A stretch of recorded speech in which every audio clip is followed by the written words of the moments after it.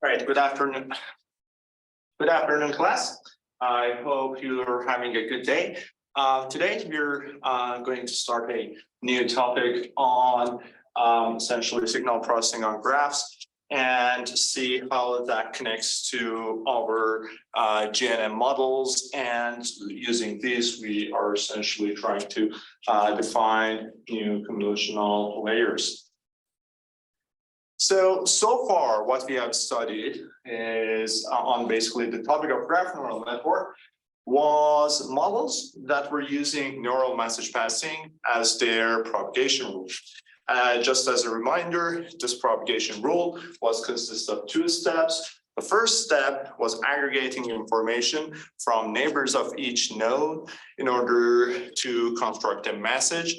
And then in the next step, we use this message, we combine that with the current state of the node itself in order to update the embedding on the node. And that's the propagation rule for neural message passing. There are different types of them. We went over them, but this is essentially the basic idea. So this type of graph neural networks, this type of basically propagation rule is motivated by ideas from probabilistic graphical models, where the idea in general with message passing is coming from the probabilistic graphical model topic. So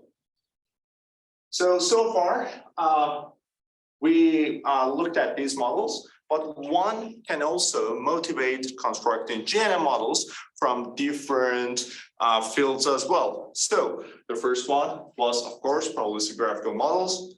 We briefly went over the idea with graph isomorphism tests and how they relate to constructing essentially neural networks. And we also looked at a model called GIN, graph isomorphism network, which was essentially using this model in order to build their graph neural network propagation rule. The last field that we can use to motivate constructing graph neural networks is graph signal processing. So signal processing on graph essentially deals with analyzing data that is sitting on the nodes of a graph. Let's say that I have a vector f that is residing on this graph. So that means that this vector f is a v-dimensional vector, and there's a real value corresponding to each node in this graph. So it has many applications, one of whom is learning graphs. So in many areas, we only have data. We don't have the graph itself, like in social sciences. And then using this data, we want to construct a structure, a graph structure. So for constructing these, so in graph learning, we can use, for instance, ideas of smoothness, which comes from signal processing, which means that, for instance, if you move from one node to the other, the value of the signal on these should be close to each other. So that means the signal is smooth. The other application that the signal processing on graph can have is on filtering the data on the graph. So we can use this for many applications, like as denoising. Let's say that we have an image, we defined it on this graph, the pixel values, and then we can use this for denoising these data. And for instance, for coarsening the graph, we can also say in the similar ideas, we can analyze the graph in order to find how to coarsen this graph and so on and so forth. But here, what we are really interested about is to build convolutional layers based upon signal processing models. So far we have looked at these on the nodal level, meaning that we define our filters, essentially our convolutions on the space of the nodes of the graph. Now we can turn this and define them in the spectral domain of the graph, which is equal to Fourier domain of the graph, as we will see in a few slides. So convolution operation on a continuous time domain can be defined using this integration, where f and h are two functions in time. So this is the definition for convolution. Now, we can use this to perform convolution, or we can use an alternative approach. And this alternative approach is to take this data to the Fourier domain and perform our filtering in the Fourier space, in the spectrum, so in the frequency space. So this consists of three steps. The first step, we're gonna take our filters, map them to the Fourier domain. The second step is to perform this convolution in the Fourier domain. And then after that, we don't want to deal with this in the Fourier domain. We want to transform it back to our original space. So we want to transform it back to this time domain that we have. Now, the first step is to map it to the Fourier space. For this, we need to learn how to do this transformation. And this transformation is called Fourier transform. And we can do this using this relation. So what happens here is that we have some Fourier bases. We're projecting our data on these bases, and we are essentially expanding our data, our signal in these exponential bases. So here our function f is defined over time. We're applying this calligraphic f, which is denoting Fourier transform on this, and the output are Fourier coefficients.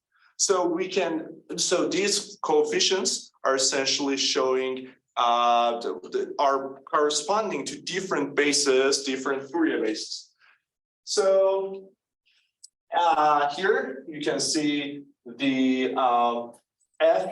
This notation here shows that we are projecting f into these exponential bases. So now that was our first step. We transformed them there. Let's say that we did our convolution or any type of analysis that we wanted to do. And now we want to project this back to the original space. The way to do this is through inverse Fourier transform. Inverse Fourier transform takes the Fourier coefficients that we have and transform them back to our original space, here being the time domain.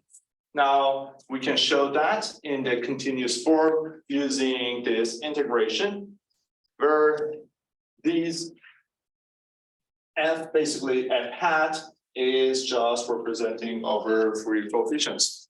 So now we know how to transform this data to the Fourier domain. We know how to transform this back to our original space.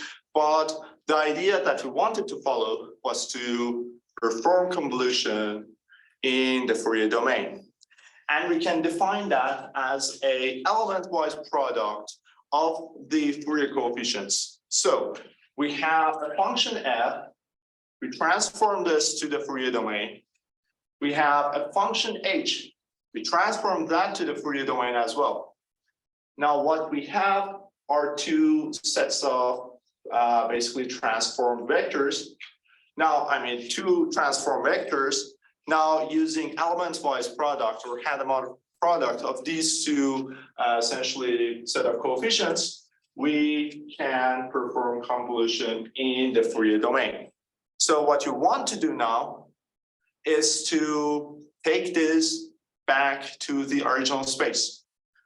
So we can basically show that using these relations.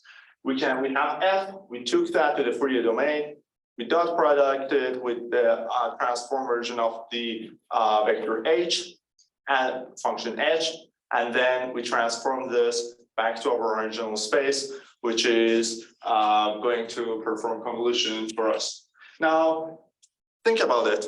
we have two essentially vectors defined in the Fourier domain, and these are representing coefficients corresponding to different bases.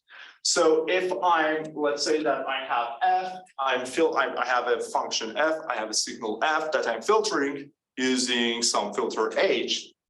What I'm doing in the Fourier domain is that I'm changing these coefficients. I'm reducing or increasing this. So I'm essentially amplifying some of these exponential bases or reducing the coefficients corresponding to some of these exponential bases. So convolutions, the real reason that we are interested in convolutions is to perform, essentially to construct neural networks. The most prominent thing that you deal with in your, you know about is convolutional neural networks that are constructed based off of the idea of convolution operator. So in this, you essentially have a signal, you have a filter, you convolve these with each other, and you have some output, which is our filtered image. We extract essentially different feature maps by this convolution operation. Now, so far we looked at our equations in the discrete, in the continuous domain. Now, our grid, our mesh is usually defined on a discrete space.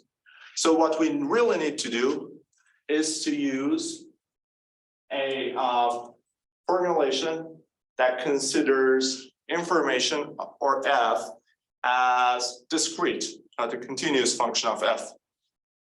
So, and that's what we're going to do next.